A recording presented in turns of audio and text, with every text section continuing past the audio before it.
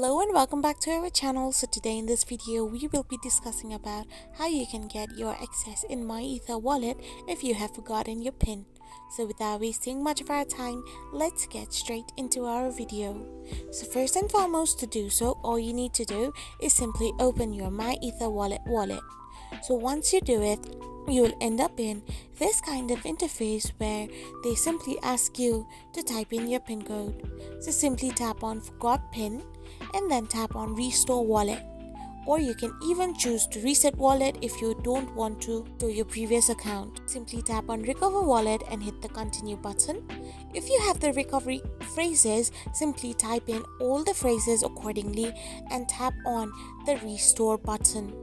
Once you do this, you will get your access back to your account even though you have forgotten your PIN. I hope you found this video helpful, so don't forget to hit that subscribe button and do give us a thumbs up. We will be back again with these informative videos. Thank you for watching.